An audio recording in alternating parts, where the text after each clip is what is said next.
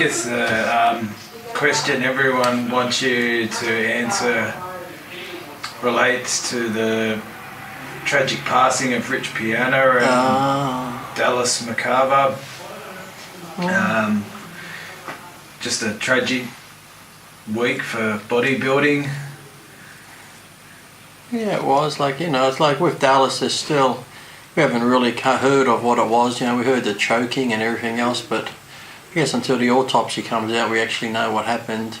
You can't really speculate because, people always come up with rumours when it comes to bodybuilders. And Rich too, it's like you heard all the things that he passed out and hit his head or did this or did that, or was it drug related, like recreational drugs, so we still really don't know there either. So, but yeah, it's just tragic that two big names in the sport passed away in the same week, even though Rich was in the coma for almost 2 weeks, and then Dallas passed away at such a young age. So it is sad, but sadly in this sport it's all going to be drug related, steroid related. But it's like yesterday here in Australia, we have Ironman champion Dean Mercer has his morning workout out swimming and doing whatever at the beach, hops in the car, drives home. They say he had a heart attack and died at 47, and all I've seen on the news and on the radio is what a hero he was, what a great father, such a great athlete, this and that, and tragic loss.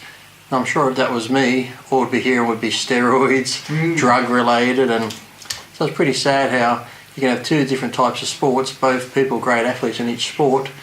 One's a great athlete and dies and it's tragic. Another athlete in bodybuilding dies and it's all drug related, so pretty sucks. With the bodybuilding aspect, I saw that you posted about getting your heart checked. I guess that's... I had my ECG done, I think it was yesterday or the day before. It must have been yesterday.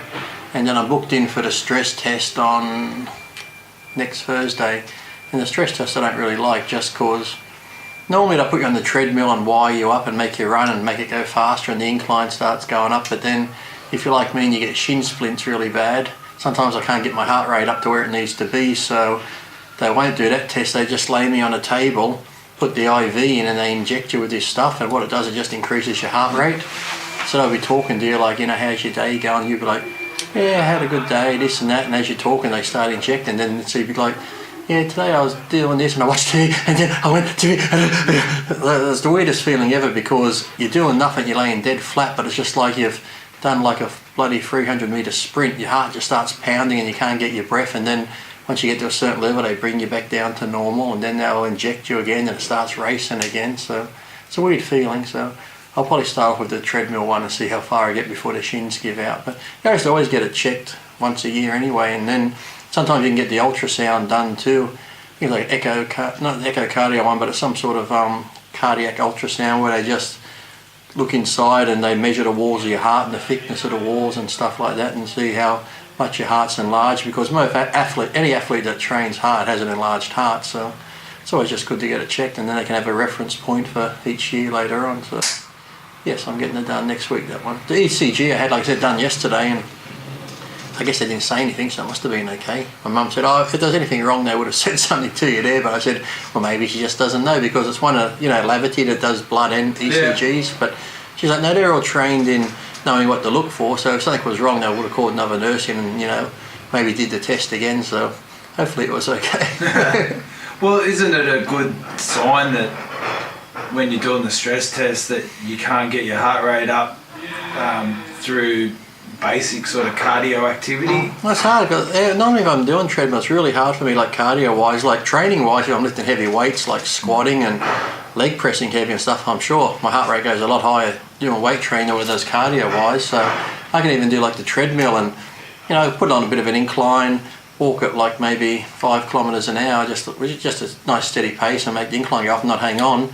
And if I do end up hanging on, my heart rate's probably only around 116 at the most, and then if I hang on it just comes down to maybe 105. So like I said, I think when I did the test last time, they want to try to get you up near at least 160, 180, which is pretty pretty hard going, especially when they want you to run on an incline, and after all my shins just start hurting, so my feet are just like bang, bang, bang, bang. And one time I just grabbed a hold of the handles and stopped, like, is there something wrong? I said, yeah, my fucking shins are killing me. So I was like, so normally I had to do the injection one, but we'll see how we go. We'll try the treadmill one again on next Thursday. But you always get it checked out. It's best to have that sort of thing done because, like I said, you never really know.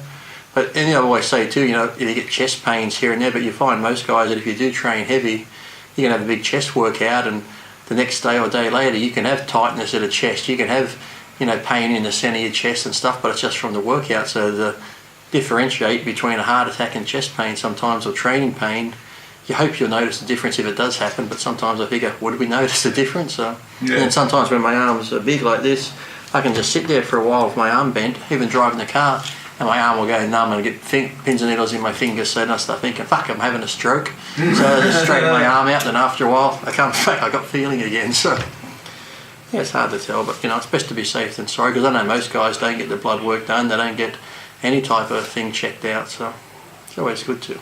Yeah, look, as I get older, on my birthday, that I always go and get a checkup, and because you do it. You just go for the prostate day, don't you? No, we do that weekly here. Yeah, well, I think you should. Because it's not even bodybuilding, but you see it in all sports now. Rugby players, young kids, they're dropping dead on the field and all this sort of stuff. So whether different lifestyles or people party with recreational drugs, or even if it comes down to energy drinks and people taking all these pre-workouts, just making the heart race, you don't know. It's one of those things where if you've got underlying condition, until something happens, you don't know. So you're better off just getting the checks done every year, so you can at least, if anything's going to happen, catch it early. So.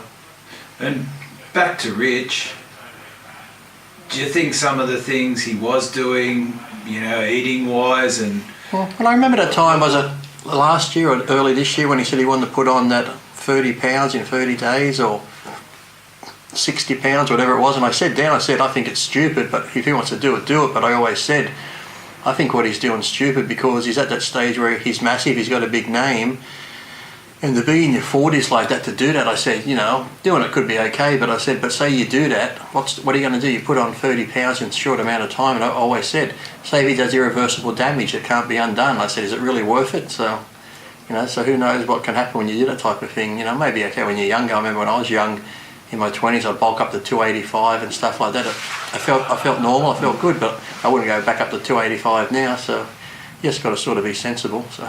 And so just, it's a tragic event, and hopefully everyone learns from it, and because he was a good guy, yes, entertaining. That's why I've always said, I said, we lose Rich and Dallas, everyone says was a nice guy. I never met both of them, but just from seeing how down to earth Rich was and open, and Dallas always seemed like a pretty outgoing guy and nice and friendly and that sort of have all the charisma and stuff, and we lose two greats like that, and that fucking prick Sean Ray's still going. Fuck. There is no God. No. What? We wouldn't wish that on anyone. Oh, look at Sean's comments on everyone that gets a problem and dies. He's fucking going on about Lichipiana. He post karma and stuff like that. And oh, really? Yeah, he's a dick, so,